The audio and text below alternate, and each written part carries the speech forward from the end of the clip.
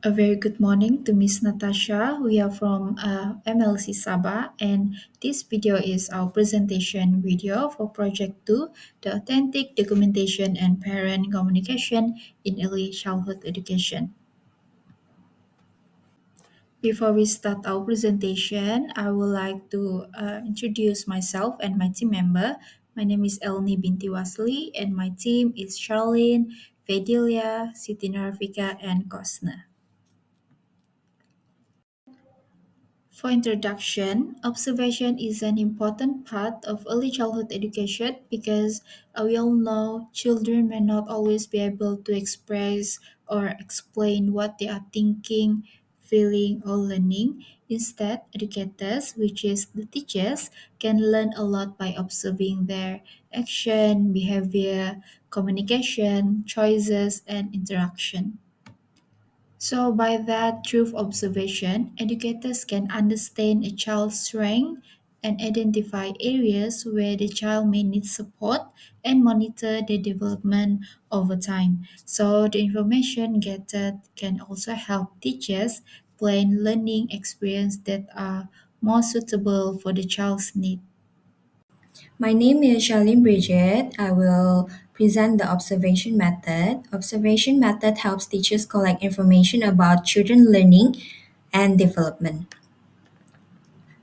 Observation method helps teachers observe actions, behavior, learning, thinking, communication, social emotional, progress, learning needs.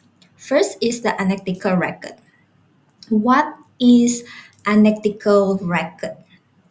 A detailed description of a specific behavior or actions. What does the teacher's record? What the child does? What the child says? What happens in the situation? The child's response. So, this method provides detailed information about the child's behavior and learning. It can help teachers identify the child's strength and areas that may need further support. The second method is the checklist. So, what is checklist record? A organized record of a specific skills or behavior. How does this work? Teachers observe the child, tick for demonstrate, cross for not demonstrated, monitor progress. A checklist is a simple and organized, so it can be used to monitor the child's progress over time. Next, I will present the observation activity. The activity is called Easy Apple College and Texture Hunt. The Easy Apple College Texture Hunt is a hands-on sensory and creative activity where the child explore different textures using various materials. So the child touch and feels materials such as tissue, papers, leaves, ribbons, wrappers, and straws. Before choosing them to decorate an apple-shaped template, through exploring, choosing, arranging, and gluing the materials, the child can express the creativity while the teachers observe the child's learning and development. So the activity is designed for Adam, our hypothetical 5 years old child. He participated individually with the teachers in the early childhood classroom for 20 to 25 minutes. During the activity, Adam explored different textures, answer simple questions, find materials according to instructions, create an apple collage, and finally share his complete artwork. So for the material, we have apple shape cardboard, thick paper, soft tissue paper, cotton pads, rough leaves, smooth ribbons, crinkle wrappers, flexible straws, textured paper, child safe glue, small trays for container, child safe scissor. So the activity, the teachers use the analytical record and checklist to observe and document his development. Next, I will present the development objective. So this activity we observe four main areas of development. First is the physical development where we observe Adam finds motor skills through tearing, arranging, and gluing. Second is cognitive development where we observe how he explores and identifies different textures and follows simple instruction. Third is language development, where we observe his ability to answer questions and use descriptive words such as soft, rough, smooth, and bumpy. Finally, we observe social emotional development, including his confidence, independence, ability to make choices, and communication with the teachers. Assalamualaikum and good morning to our lecturer, Miss Natasha, and all my fellow friends. My name is Siti Nurafika, and today I will be presenting my part on the application and analysis of observation methods. So I will focus on two observation methods, which are the anecdotal record and the checklist observation. So these methods were used to observe the child's developmental progress and also identify their learning needs. Okay, for the anecdotal record, we observe Adam, who is 5 years old, during an activity called Easy Apple Collage Craft with Texture Hunt. So the objective of this activity was to observe his physical, cognitive, language, and also social emotional development. So during the activity, Adam showed interest in the different materials and textures. He tore the tissue paper into smaller pieces, arranged them on the Apple template, and also applied glue with minimal assistance. So this showed his developing fine motor skills and hand-eye coordination. And then Adam was also able to identify different texture. When the teacher asked how the materials felt, he described the tissue paper as soft and the leaf as rough. So this one showed his cognitive and language development. In addition, Adam independently chose the materials he wanted to use and confidently shared his completed artwork with the teacher. So this showed his independence, confidence, and also developing social emotional skills. So for overall, the anecdotal record provided a detailed description of Adam's behavior during the activity. So it showed his strengths in fine motor skills, basic texture identification, communication, and also confidence. Okay, next, checklist observation. So we use a checklist to record specific skills and behaviors demonstrated by Adam during the same activity. So the checklist focus on physical, cognitive, language, and social emotional development. So in terms of physical development, Adam successfully tore the materials and then arranged them on the Apple template and applied glue. So this one showed that he has developing fine motor skills.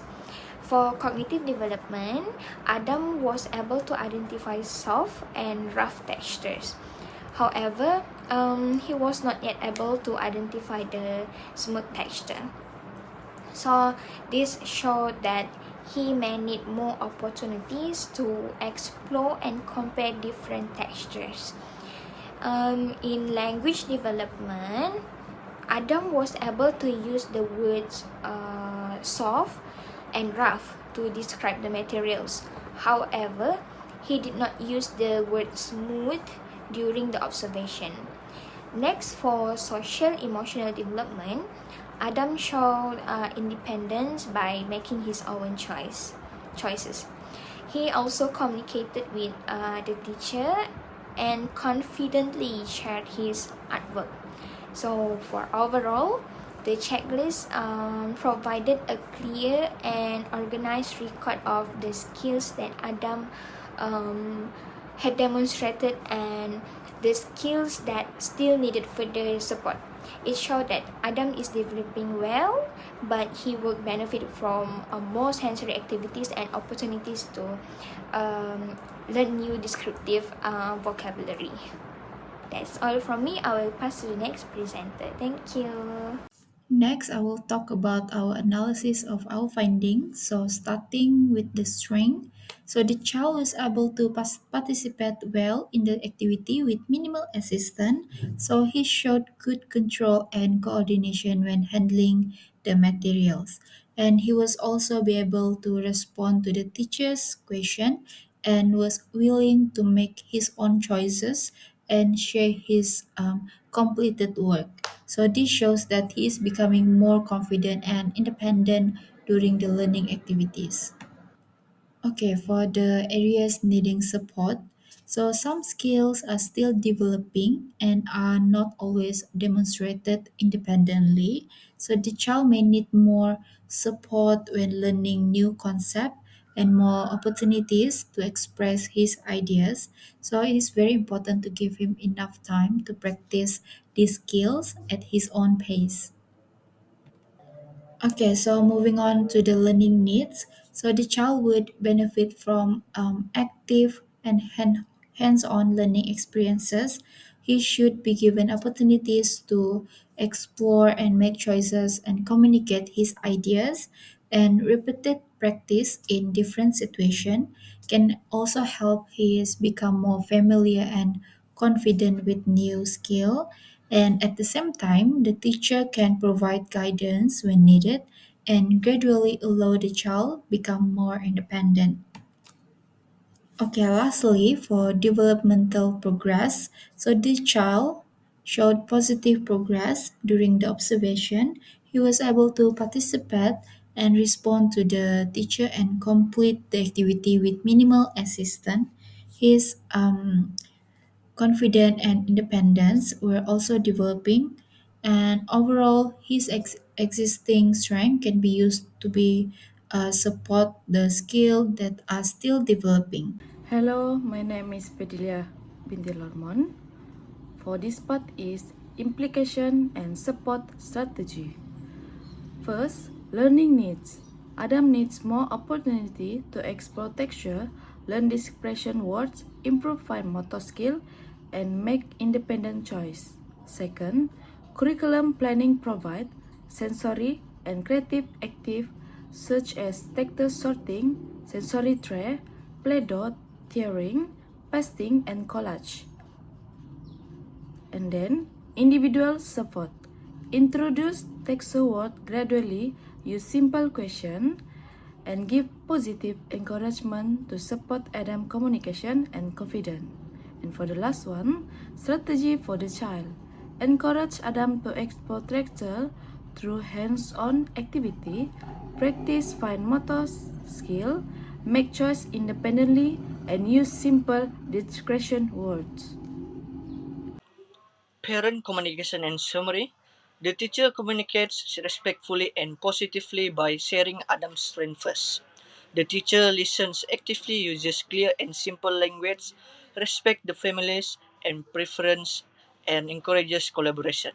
This approach helps parents and teachers work together to support Adam's learning and development.